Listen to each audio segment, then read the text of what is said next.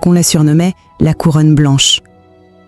La maison des Valmore dominait la vallée, avec ses murs immaculés, ses balcons sculptés et ses jardins géométriques entretenus comme des tapis de soie. Aux yeux de la ville, c'était un sanctuaire de réussite, l'héritage d'une famille qui semblait intouchable. Depuis la mort du patriarche, les enfants occupaient les lieux avec l'assurance de rois déchus. Armand, l'aîné, parlait avec une voix de commandement, persuadé que tout lui revenait de droit. Silvio, le cadet, se moquait de tout et de tous, comme si le sarcasme était un sceptre. Nora, la sœur, n'ouvrait la bouche que pour juger, son regard hautain plus tranchant qu'une lame. Julian, le plus jeune, restait silencieux, mais non par timidité. Il observait, il encaissait, comme si un doute l'habitait déjà. Et puis, il y avait Orvan, le vieil homme. Chaque matin, il ouvrait les grilles, balayait les feuilles, vérifiait les serrures. Ses vêtements usés faisaient tache dans cette maison où tout brillait. Personne ne lui parlait vraiment. Pour Armand, il n'était qu'un meuble. Pour Silvio, une cible de plaisanterie. Pour Nora, une tâche indigne sur leur perfection. Même Julian, le plus discret, n'avait jamais vraiment osé s'approcher de lui. Personne ne savait d'où il venait. Certains domestiques murmuraient qu'il avait été imposé par un notaire. D'autres disaient qu'il n'avait nulle part où aller. Mais personne ne se posait de questions. Pourquoi s'intéresser à un vieil homme qui dormait dans une cabane au portail ? Orvan, lui, ne se plaignait jamais. Son regard calme, profond, semblait traverser le temps. Quand on lui lançait une insulte, il se taisait. Quand on l'ignorait, il souriait doucement. Sa voix, quand il parlait, avait quelque chose de rare. Grave, lente, comme un tambour enfoui sous la terre. Ce soir-là, alors que les derniers rayons de soleil faisaient briller la maison comme un joyau, Orvan referma la grille. Il observa un instant la silhouette de la demeure. Ses yeux semblaient dire « Le temps viendra ». Et dans le grand salon, les héritiers riaient fort, trinquant à un avenir qu'ils croyaient assuré. Aucun ne se doutait que les murs mêmes de cette maison portaient un secret et que l'homme qu'ils méprisaient allait bientôt redevenir le maître. Petite pause dans le récit. Depuis quel pays regardez-vous cette vidéo ? Dites-le nous en commentaire. Et si vous souhaitez me motiver à raconter plus d'histoires captivantes, aimez la vidéo et abonnez-vous. Allez, on reprend l'histoire. L'après-midi pesait sur la couronne blanche comme un couvercle. Dans le grand salon, les rideaux ivoire tamisaient une lumière qui faisait ressortir l'éclat des dorures. Armand avait convoqué tout le monde pour finaliser la répartition des bureaux, des parts, des véhicules, ce qui, à ses yeux, ne relevait que d'une formalité. On signe, on classe et on passe à la suite, dit-il, debout près du marbre noir. Enfin, un peu d'efficacité, lança Nora en croisant les bras. J'espère qu'on aura au moins gardé la voiture du patriarche pour moi, ricana Silvio. Julian, lui, regardait la baie vitrée sans parler. On frappa. Sans attendre qu'on l'invite, un homme entra, costume sombre, mallette en cuir, démarche mesurée. Il salua d'un signe de tête, posa sa mallette sur la table basse et sortit une enveloppe scellée. « Maître Corval, notaire, je suis ici pour la lecture du testament. » Le mot testament coupa net les conversations. Armand esquissa un sourire crispé. « Nous avons déjà géré l'essentiel, maître, il ne reste que des détails. »« Je crains que non, » répondit le notaire calme. « Ce document prime sur vos détails. » Il brisa le sceau, déplia plusieurs feuillets et lut d'une voix claire, sans effet.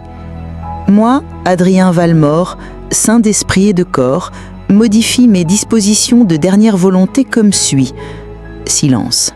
« J'offre l'intégralité de mes biens, entreprises, propriétés, avoirs et droits à mon frère aîné, resté volontairement dans l'ombre pour protéger notre œuvre. » Le salon se figea. Un rire sec échappa à Nora. « Quel frère ? Notre père était fils unique, » dit-elle. « C'est absurde, » gronda Armand. « Montrez-nous cette farce. » Maître Corval ne se troubla pas. Il sortit une seconde enveloppe, plus épaisse, nouée d'une ficelle rouge. La farce comprend actes notariés, correspondances manuscrites, contrats d'association initiaux, photographies datées, certificats de naissance et un protocole signé par votre père et son frère aîné. Tout a été vérifié, contresigné et enregistré. Silvio claqua la langue, mi-moqueur, mi-nerveux. « Et où serait donc ce fantôme d'aîné ?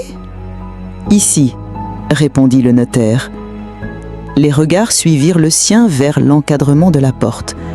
Dans l'ombre, les mains jointes se tenait Orvan, le vieux gardien, sa chemise propre, sans luxe, et ce calme qu'on lui connaissait. Ce calme qui, soudain, n'avait plus rien d'anodin. Un silence lourd s'abattit, comme si la maison retenait son souffle. « Non !» souffla Nora. « Non, c'est ridicule !»« Vous plaisantez !»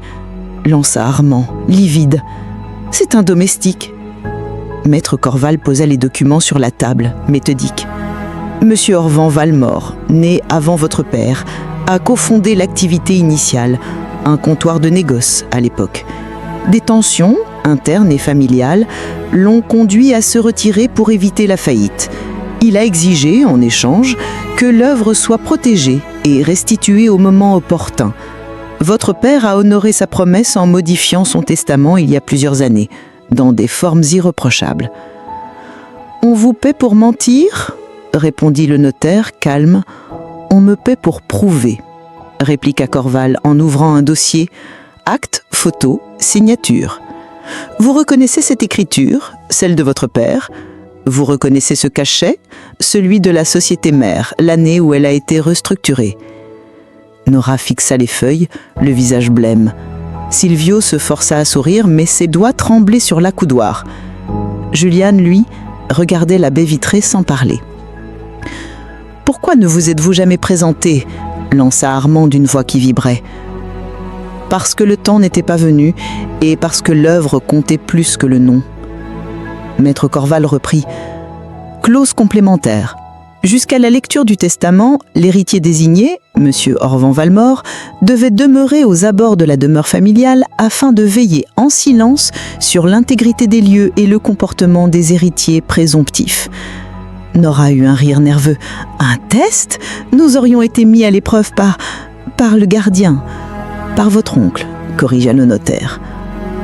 Armand frappa du poing la table, fit tressaillir les verres. « C'est inacceptable, nous ferons invalider ce document. » « Vous êtes libre d'ester, » dit Corval. « Sachez seulement que ce testament a déjà été homologué et que les transferts préparés sont aujourd'hui exécutoires. »« Alors quoi ?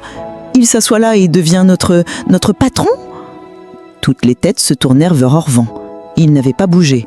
Sa voix, quand elle sortit, était presque un murmure. « Je n'ai pas l'intention d'être votre tyran. J'ai l'intention de remettre cette maison à sa fonction, servir ce qui la dépasse. » Il avança de quelques pas. Les domestiques, rassemblés derrière, baissaient la tête respectueusement. Les enfants Valmore, eux, restaient figés, étrangers dans la maison qu'ils croyaient posséder. Maître Corval déposait un dernier feuillet, presque cérémoniel. Lettre personnelle d'Adrien Valmore à ses enfants. Voulez-vous l'entendre ? Personne ne répondit. Alors il lut. Mes enfants, j'ai fait prospérer un nom sans vous apprendre sa racine. Celui que vous avez appelé gardien a veillé sur vous quand vous ne le saviez pas. Il a veillé sur moi, avant vous. À présent, écoutez-le. Vous ne perdez rien. Vous avez l'occasion d'hériter de ce qui compte. Nora avait les yeux humides, mais l'orgueil la tenait droite. Silvio ne plaisantait plus. Armand regardait Orvan avec une haine froide. Juliane, lui, baissa la tête et souffla, presque pour lui seul. On ne l'a jamais vraiment regardé. Orvan inclina légèrement le visage comme pour remercier le silence lui-même d'avoir tenu jusque-là, puis il prononça une phrase simple. « Vous m'avez cru invisible parce que j'ai choisi le silence. Le silence parfois protège mieux que les murs. » Il se tourna vers l'escalier. Chaque pas résonna dans la cage claire comme un rappel.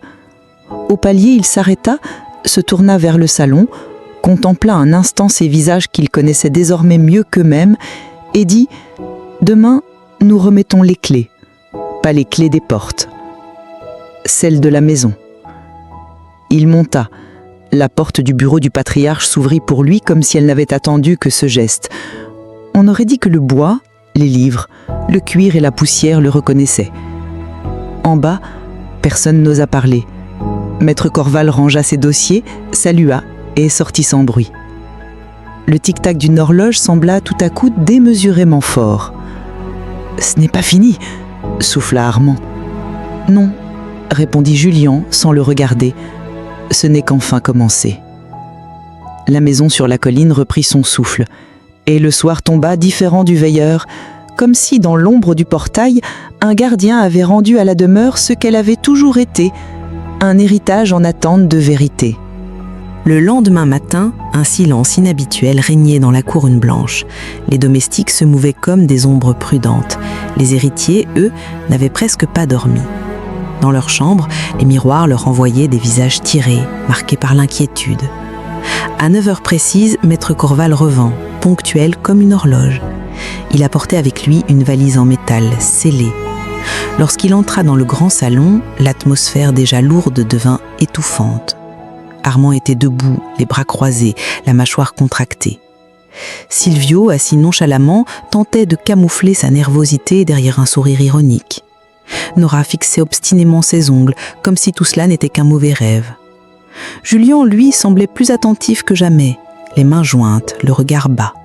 « Je dois aujourd'hui vous exposer les preuves officielles qui établissent sans contestation possible la légitimité de M. Orvan Valmore », dit calmement le notaire. Il posa la valise sur la table, fit jouer la serrure et en sortit une pile de documents. Le premier était jauni, jaillissant d'une autre époque. On y lisait la signature d'Adrien Valmore, le patriarche, et juste au-dessus, une autre, Orvan Valmore. Acte de société, année de fondation, lut Corval. Les deux frères étaient partenaires à parts égales lors de la création du premier commerce, un comptoir de tissus et d'épices installé dans la vieille rue des Marchands. Il sortit ensuite une série de photographies noir et blanc. On y voyait deux hommes jeunes et fiers devant une échoppe modeste mais bien tenue. Adrien, le cadet, souriait largement. À ses côtés, Orvan, sérieux, portait déjà ce regard calme qu'il avait conservé. Nora se pencha pâlissant. « Ce n'est pas possible, Père ne nous a jamais montré ses photos. » Le notaire poursuivit, imperturbable. Quelques années plus tard, des tensions éclatèrent. Pression familiale, jalousie, divergence de vision. Adrien, plus habile politiquement, fut poussé à prendre la lumière. Orvan, lui, accepta de se retirer. Il déplia une lettre manuscrite, scellée du cachet familial. La voix du notaire se fit solennelle en lisant les mots écrits de la main du patriarche. « Mon frère, tu as bâti avec moi ce que je n'aurais jamais pu fonder seul, mais les ambitions nous séparent. Pour protéger l'œuvre commune, tu dois quitter la scène. Je resterai le visage, toi l'ombre. Mais je te fais serment, quand le temps viendra, que la maison et tout ce qui en découlera te reviendront. » Un silence glacial suivit. Même Silvio nous a pas plaisanté. Julien, la gorge serrée, demanda doucement « Alors, tout ce que nous avons cru n'était qu'un mensonge ?»« Pas un mensonge, » répondit Orvan d'une voix basse. Un silence, et le silence parfois sauve plus qu'il ne détruit. Armand se redressa brusquement, le visage rouge. « Vous croyez qu'on va avaler ça? Une vieille photo et 2 papiers jaunis ?» Maître Corval sortit alors la dernière pièce, un contrat récent signé de la main du patriarche, peu avant sa mort, enregistré légalement. Modification testamentaire, homologuée, certifiée, inattaquable. Armand voulut parler, mais aucun son ne sortit, ses poings tremblaient. Nora détourna les yeux honteuse. Silvio resta figé, le masque de l'ironie craquant sur son visage. Seul Julien osa soutenir le regard d'Orvan. « Père, vous a confié ce qu'il n'a pas su nous transmettre, et nous n'avons jamais pris le temps de vous voir. » Orvan ne répondit pas. Il posa simplement une main ridée sur les documents comme pour les refermer sur le passé. Puis il déclara « Vous avez grandi dans l'abondance, mais sans racines. Aujourd'hui, les racines reviennent réclamer leur place. » Et dans le grand salon de marbre, chacun sentit que les fondations de leur monde venaient de se friciller. La nuit avait été courte. Dans la couronne blanche, aucun des héritiers n'avait trouvé le sommeil. Chacun errait dans sa chambre comme un prisonnier condamné à attendre son verdict. Le lendemain matin, le silence de la demeure avait quelque chose de sacré, presque oppressant. Même les domestiques marchaient à pas feutrés, comme s'ils pressentaient qu'un tournant irréversible venait d'être franchi. Orvan, lui, s'était levé à l'aube, comme toujours. Mais ce matin-là, il ne prit pas le balai ni la clé du portail. Il monta les marches du grand escalier avec la lenteur d'un homme qui ne force pas son destin, mais qui s'y installe, enfin. Chaque pas résonnait dans la cage claire comme un rappel. Cette maison, il ne l'avait jamais quittée. Lorsqu'il poussa la lourde porte du bureau du patriarche, les gonds grincèrent comme pour saluer un ancien maître. La pièce sentait encore le cuir, le bois cibré, la poussière des livres. Des rayons de lumière filtraient à travers les volets, éclairant un bureau massif en acajou resté fermé depuis les funérailles. Orvan entra, sans hésiter. Il posa ses mains sur le fauteuil et, d'un geste mesuré, s'y assit. Comme si tout ce qui avait été interrompu des décennies plus tôt reprenait exactement où il l'avait laissé. En bas, dans le salon, les héritiers attendaient, figés. Armand faisait les 100 pas, ses chaussures claquant nerveusement sur le marbre. Nora se tenait raide, les bras croisés, mais ses yeux trahissaient une inquiétude profonde.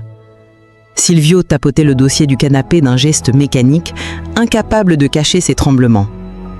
Julien, silencieux, observait les vitraux colorés qui projetaient des ombres mouvantes sur le sol. La porte s'ouvrit. Maître Corval entra, accompagné d'Orvan. Mais ce n'était plus le vieil homme en haillons qu'il connaissait. Ce jour-là, il portait une chemise immaculée, simple, mais digne. Et son allure respirait une autorité tranquille. Le contraste était si frappant que même Silvio ne trouva rien à dire. Corval prit la parole. À compter de ce jour, M. Orvan Valmore assume officiellement la direction des biens et des entreprises de la famille. Le notaire s'assit, sortit de nouveaux documents, mais les héritiers ne l'écoutaient plus. Leur regard restait accroché à Orvan, qui s'était avancé au centre du salon.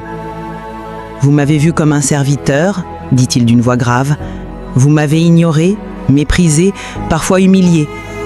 Mais tout ce temps, je vous ai observé, pas pour juger, mais pour comprendre. Et ce que j'ai vu, c'est une maison pleine de richesses, mais vide d'âme. » Nora, blême, osa murmurer « Vous ne pouvez pas nous effacer ?» Orvan secoua lentement la tête. « Je ne suis pas venu pour effacer, mais pour rappeler. Ce que vous possédez n'a jamais été vôtre. Vous l'avez reçu comme un vêtement trop grand, et aujourd'hui, ce vêtement tombe de vos épaules. » Armand explosa, rouge de colère. « C'est une mascarade. Vous croyez que je vais obéir à un vieillard qui balaie des feuilles ?» Un silence pesant suivit. Orvan le fixa, calmement, sans hausser la voix. « Ce n'est pas moi que tu devras apprendre à obéir. Ce sera la vie. » Il se détourna d'eux et gravit de nouveau les marches vers le bureau, laissant les héritiers cloués sur place. Les domestiques, massés dans le couloir, s'étartèrent à son passage et inclinèrent la tête avec respect. Aucun mot, aucun geste d'orgueil n'émanait de lui. Seulement cette certitude muette. La maison avait retrouvé son maître. Ce jour-là, les enfants Valmore découvrirent une vérité plus douloureuse que la perte de leur héritage. Ils n'étaient plus que des étrangers dans leur propre demeure. Le soleil se levait à peine sur Eloria quand Orvan fit convoquer les héritiers dans le grand salon. Ils entrèrent à contre-cœur, chacun traînant son orgueil blessé comme une armure fissurée. Armand, le visage fermé, avançait d'un pas lourd, persuadé qu'on allait lui arracher de ce qui lui revenait de droit. Silvio, fidèle à lui-même, tenta un sourire ironique, mais ses yeux trahissaient la peur. Nora gardait son port altier, dissimulant mal le tremblement de ses mains. Julian, silencieux, semblait inquiet, mais étrangement apaisé, comme s'il pressentait que ce moment changerait tout. Orvan était déjà là, assis dans le fauteuil du patriarche, mais il n'avait rien de triomphal. Sa chemise simple, son regard calme et ferme, imposait une autorité plus grande que n'importe quel titre. Devant lui, sur la table basse, 4 enveloppes blanches scellées attendaient. Il les observa longuement avant de parler. Sa voix grave résonna dans la pièce comme un tambour ancien. Quand un arbre donne des fruits, tout le monde se précipite pour les cueillir, mais peu se soucient d'arroser les racines. Vous êtes né parmi les fruits. Ce n'est pas votre faute, mais vous avez choisi d'oublier d'où ils venaient. Il marqua une pause. Aucun des enfants n'osa répondre. Vous croyez que l'héritage est une couronne à porter. En vérité, c'est un poids qu'il faut mériter. C'est pourquoi je ne vous chasse pas. Je vous donne une chance, une seule. » Orvan prit les enveloppes et les déposa lentement devant chacun d'eux. Le froissement du papier sembla résonner plus fort que leur respiration. « Armand, toi qui commandes sans savoir servir, tu iras travailler comme simple assistant dans un dépôt de marchandises. Tu apprendras ce que veut dire obéir avant de prétendre diriger. » Le visage d'Armand devint écarlate. Il ouvrit la bouche, mais Orvan leva un doigt. Le silence se fit immédiatement. « Silvio, continua-t-il, toi qui crois que l'intelligence se prouve en humiliant les autres, tu iras enseigner comme volontaire dans une école rurale. Là-bas, les enfants n'ont ni banc, ni cahier, ni toit solide. Tu apprendras que le savoir n'a de valeur que s'il se partage. » Le sourire ironique de Silvio s'effaça. Il baissa les yeux. « Nora, toi qui as confondu noblesse et mépris, tu travailleras dans une coopérative de femmes. Tu pétriras du savon, tu couperas du manioc, tu apprendras la dignité des mains calleuses. Alors peut-être tu connaîtras enfin la vraie grandeur. » Un souffle échappa à Nora. Pour la première fois, elle détourna le regard, incapable de soutenir celui de son oncle. Enfin, Orvan se tourna vers Juliane. Sa voix se fit plus douce, mais tout aussi ferme. « Juliane, toi qui observes mais n'agis pas, tu rejoindras un orphelinat que ton père a longtemps soutenu en secret. Tu apprendras que voir ne suffit pas, il faut aussi se tenir debout quand l'injustice frappe. » Il se redressa et conclut. « Ce ne sont pas des punitions, ce sont des miroirs. Vous allez y voir ce que vous êtes et ce que vous pourriez devenir. À votre retour, ce n'est pas moi qui vous jugerai, ce sera votre propre conscience. » Le silence dans le salon devint lourd, presque irréel. Les héritiers fixaient leurs enveloppes comme si elles brûlaient. Aucun n'osa refuser. Armand murmura enfin d'une voix étranglée. « Vous voulez nous humilier ?»« Non, » répondit Orvan calmement. « Je veux vous réveiller. » Il fit un geste de la main et les domestiques ouvrirent les portes. La lumière du matin inonda la pièce. Les héritiers comprirent qu'ils n'avaient plus le choix. Leur avenir venait de commencer dans l'ombre de leur certitude brisée. Les jours suivants, les 4 héritiers quittèrent la couronne blanche, chacun emportant son enveloppe et une part de son orgueil blessé. Pour la première fois de leur lit, ils n'étaient plus les enfants Valmore, mais de simples individus, jetés dans un monde qui ne se souciait pas de leur nom. Armand arriva dans un vaste entrepôt, bruyant et poussiéreux. Des camions entraient et sortaient sans cesse. Les ouvriers criaient, couraient, portaient des caisses comme si chaque seconde comptait. On lui remit une chemise bleue trop large et une casquette tachée. « Ici, pas de monsieur, pas de titre, » dit le contremaître. « Tu es l'assistant, tu obéis, tu portes, tu apprends. » Armand, habitué aux bureaux climatisés et aux réunions feutrées, sentit son monde vaciller. Le premier jour, il tenta de donner des ordres à des ouvriers. Ils éclatèrent de rire. Le deuxième jour, il essaya de se cacher derrière des papiers pour éviter de soulever les caisses. On l'obligea à charger lui-même un camion entier. Son dos lui brûlait, ses mains s'entaillaient. Pour la première fois, il découvrait ce que signifiait transpirer pour survivre. À plusieurs kilomètres de la ville, Silvio rejoignit une petite école.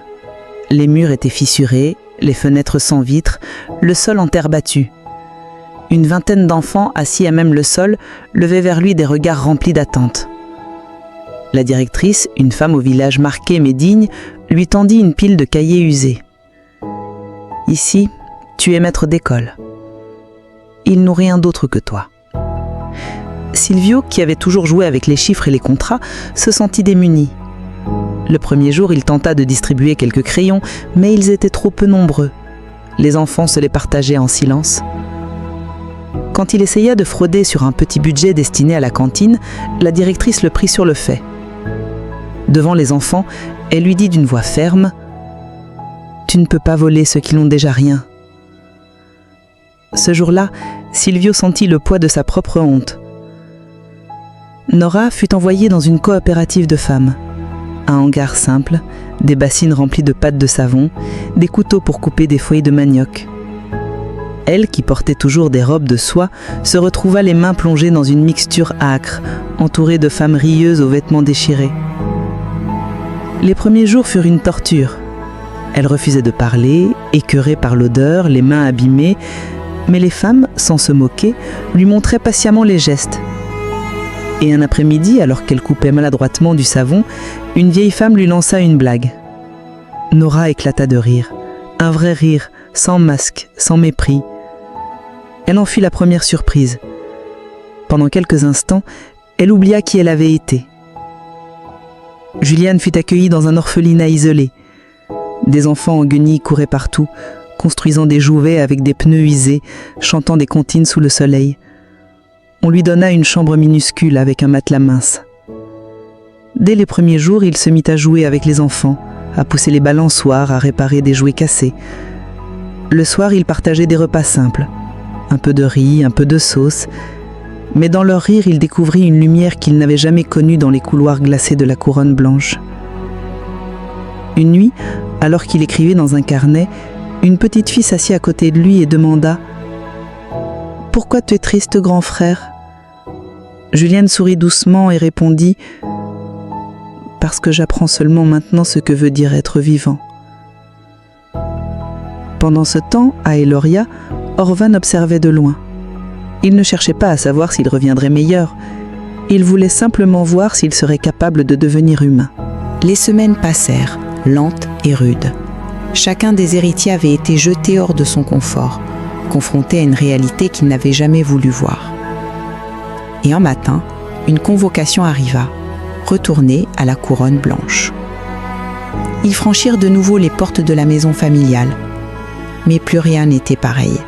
Le marbre du sol, les grands miroirs, les colonnes blanches, tout semblait plus froid, plus étranger. Et surtout, eux-mêmes n'étaient plus les mêmes. Orvan les attendait, assis dans le fauteuil du patriarche. Devant lui, un dossier fermé. Il les observa longuement, un par un, comme s'il lisait leurs âmes. Puis il parla, d'une voix calme mais tranchante. « Vous êtes partis avec vos certitudes, vous revenez avec vos cicatrices. Aujourd'hui, ce n'est pas moi qui vous juge, ce sont vos actes qui parlent à votre place. » Il ouvrit le dossier. Il fixa l'aîné. « Armand, tu as passé tes jours au dépôt à refuser l'effort, à fuir les charges, à chercher des ruses pour retrouver ton confort. Tu as tenté de commander quand on t'avait envoyé pour servir. Et chaque fois, tu as récolté le mépris. Tu n'as rien compris, le respect ne s'achète pas, il se gagne dans la sueur. » Armand serra les poings, le visage fermé. Ses lèvres tremblaient mais aucun mot ne sortit. Orvan tourna alors la tête vers le cadet. « Silvio, tu avais devant toi des enfants sans cahier, sans banc, sans toit. Tu aurais pu leur offrir un peu de vérité. Mais tu as choisi de tricher, d'accuser un autre volontaire, croyant que ton sourire suffirait à couvrir ta faute. Tu as humilié ceux qui n'avaient rien. Et en faisant cela, tu t'es humilié toi-même. » Le masque ironique de Silvio s'effondra. Il baissa les yeux, honteux. Puis vint le tour de Nora. Elle baissa la tête avant même qu'il ne parle. « Tu avais commencé à changer. Tu avais appris à travailler, à rire avec celle que tu méprisais hier. Mais un jour, ton orgueil est revenu. Tu as blessé une femme qui t'avait corrigé avec douceur. Tu as refusé de t'excuser. Et ce jour-là, tu es redevenu ce que tu étais, une reine sans royaume. » Nora étouffa un sanglot, mordant ses lèvres pour ne pas laisser couler ses larmes. Enfin, Orvan posa ses yeux sur le plus jeune. Sa voix se fit plus douce, presque paternelle. « Julian, tu as partagé, tu as joué, construit, écouté. Tu as appris à donner sans attendre. Mais tu es resté silencieux quand tu voyais l'injustice. Ton cœur est bon, mais ton courage dort encore. » Julian soutint son regard, sans détourner les yeux. Et pour la première fois, elle se sentit reconnue. Orvan referma le dossier et joignit ses mains. « Ce que vous avez montré n'est pas une fin, c'est un miroir. Un miroir ne ment pas, il renvoie exactement ce que vous êtes. Et aujourd'hui, je vous demande de regarder ce miroir en face. » Le silence s'abattit dans la pièce. On entendait seulement le tic-tac de l'horloge murale. Les trois aînés détournaient le regard, écrasés par leur faute. Julian, lui, restait droit, les yeux humides mais fermes. Orvan se leva alors lentement. Sa voix résonna dans le marbre du salon. « Vous vouliez un héritage, mais l'héritage ne se transmet pas par un papier, ni par un nom. Il se mérite dans les choix, et vos choix parlent plus fort que vos sangs. Il se tut. Dans le grand miroir doré qui ornait le mur, les héritiers virent leurs reflets. 4 silhouettes, non plus héritiers glorieux, mais simples hommes et femmes, nus de leurs illusions. Le soleil s'était levé haut sur Eloria, mais dans le grand salon de la couronne blanche, la lumière paraissait terne. Les rideaux blancs, d'ordinaire éclatants, semblaient voilés par un poids invisible. Orvan se tenait debout face aux héritiers, assis sur le canapé familial. Ils ressemblaient moins à des maîtres qu'à des accusés, prisonniers de leur propre silence. Sur la table basse, une enveloppe scellée et un dossier épais attendaient. Maître Corval, le notaire, se tenait à côté, impassible, témoin d'un verdict déjà écrit. Orvan parla le premier, d'une voix posée mais implacable. « J'ai gardé le silence pendant des années. Vous m'avez ignoré, méprisé, parfois insulté. J'aurais pu vous punir avec colère. Mais la colère détruit. J'ai préféré vous tendre un miroir. Et ce que j'ai vu dans vos regards, c'est une maison sans racines, des enfants sans horizon. » Il ouvrit le dossier, sortit plusieurs documents au cachet officiel. « À partir d'aujourd'hui, déclara-t-il, vous perdez tout droit légal, moral ou symbolique sur cette demeure et sur les entreprises de la famille Valmore. » Les mots tombèrent comme un couperet. Armand bondit, rouge de fureur. « Vous n'avez pas le droit, c'est notre sang, notre nom !» Orvan le regarda avec une sérénité glaciale. « Le sang ne suffit pas quand l'âme trahit. » Il fit signe à Maître Corval, qui lut à voix haute. Conformément au testament d'Adrien Valmore, confirmé et homologué, l'intégralité des biens sera placée sous une fondation au nom de la famille.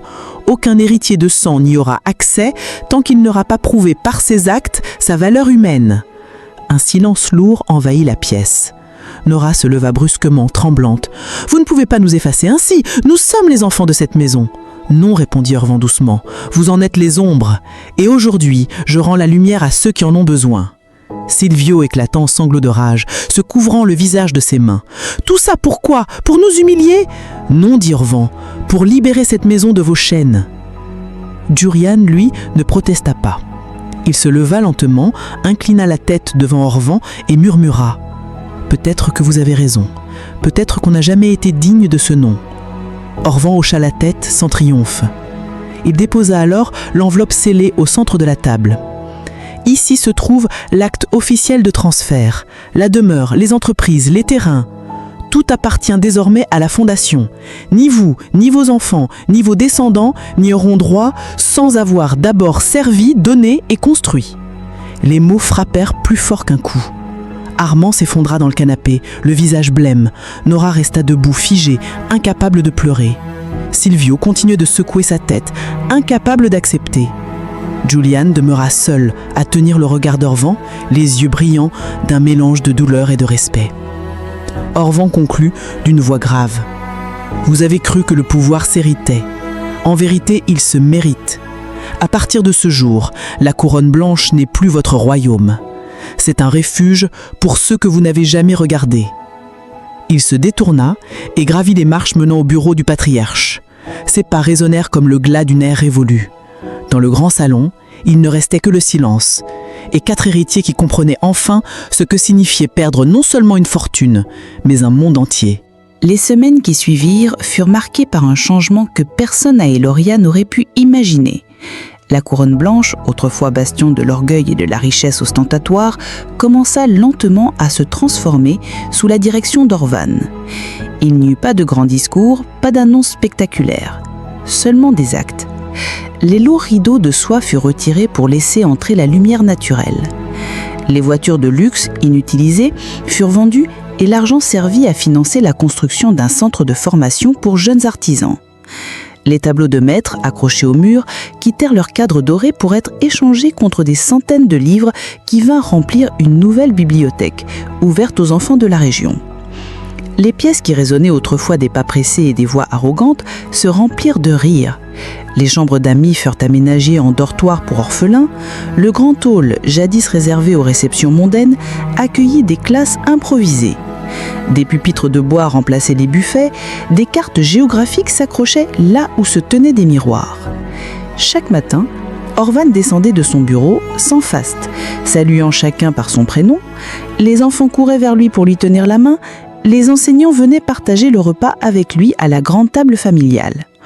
On le voyait souvent assis dans le jardin, un groupe d'enfants sur les genoux, leur racontant l'histoire des arbres ou leur expliquant que chaque pierre de la maison avait été posée pour protéger quelque chose de plus grand qu'un nom. Les domestiques, longtemps réduits au silence, furent réintégrés et traités avec respect. Orvan leur demanda même conseil, conscient que ceux qui avaient toujours servi connaissaient mieux que quiconque les besoins réels de la maison. La nouvelle se répandit rapidement dans la ville. La demeure des Valmore, autrefois symbole d'arrogance, était devenue un refuge. Les habitants des Lauria vinrent peu à peu frapper au portail, non plus pour flatter ou envier, mais pour demander, pour apprendre, ou simplement pour partager. Et le portail qui jadis symbolisait une frontière infranchissable restait désormais grand ouvert. Les héritiers, eux, demeuraient là, mais transformés en spectateurs impuissants. Armand errait dans les couloirs, incapable de supporter la vue de sa maison remplie d'étrangers. Nora passait de longues heures à observer les femmes de la coopérative venues apprendre à lire dans le salon où elle avait autrefois dicté ses caprices. Silvio, honteux, fuyait les regards et chaque éclat de rire d'enfant lui rappelait ses trahisons. Seul Julien, souvent assis dans le jardin avec un carnet, semblait trouver dans ce renouveau une paix fragile. Un après-midi, alors que le soleil couvrait les pierres blanches de reflets dorés, Orvan réunit les enfants de la maison dans le grand hall. Sa voix résonna, grave et douce à la fois. Cette demeure a longtemps abrité l'orgueil. Désormais, elle abritera la vie. Elle ne sera plus jamais une prison de silence, mais une école pour ceux qui n'ont jamais eu de voix. Les enfants applaudirent, leurs rires résonnèrent sous les voûtes, et dans ce bruit de joie, la maison, autrefois glaciale, semblait respirer de nouveau. La couronne blanche n'était plus le temple d'une famille, elle était devenue le cœur battant d'un peuple. Le temps s'écoula, paisible et solide comme un vieux fleuve. La couronne blanche, jadis écrin d'orgueil, s'était définitivement métamorphosée. Elle n'était plus un palais de vanité, mais une maison d'apprentissage et de refuge. On n'y entendait plus les ordres secs des héritiers, mais des chants d'enfants, des récitations hésitantes, des rires purs. Orvan, fidèle à lui-même, n'avait jamais revendiqué son triomphe. Chaque matin, il enfilait une chemise simple, saluait les enfants par leur prénom, partageait le repas des instituteurs et passait de longs moments dans le jardin, observant les arbres et leurs racines, qu'il aimait tant évoquer. Son autorité ne venait pas d'un titre, mais d'une présence, d'une vérité tranquille. Les héritiers, eux, s'étaient dispersés dans leur propre destin brisé. Armand, incapable de se relever de la perte de son pouvoir, travaillait désormais comme vendeur de pièces détachées dans un quartier bruyant de Jova.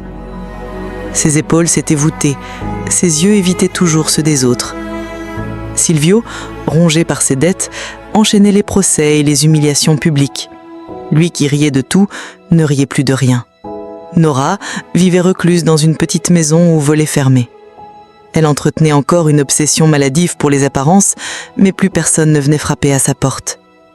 Julian, le plus jeune, avait quitté le pays. Il avait rejoint une mission humanitaire et ne revint jamais. Mais de temps en temps, des lettres arrivaient, longues et sincères, écrites de sa main. Orvan les lisait en silence, le cœur apaisé.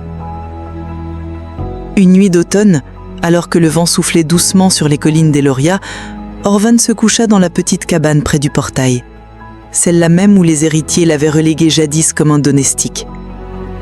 Il avait refusé de s'installer dans les chambres luxueuses. Pour lui, la simplicité restait une vérité indéracinable. Dans le silence de cette nuit, il sourit. Pas un sourire de revanche, mais un sourire de paix. Tout ce qu'il avait perdu autrefois, il l'avait retrouvé, transformé. Non pas pour lui seul, mais pour un peuple entier. Ses yeux se fermèrent et son souffle s'apaisa, comme une braise qui s'éteint doucement. Le lendemain matin, les enfants trouvèrent Orvan endormi, immobile, son visage serein. Ils ne comprirent pas tout de suite qu'il était parti.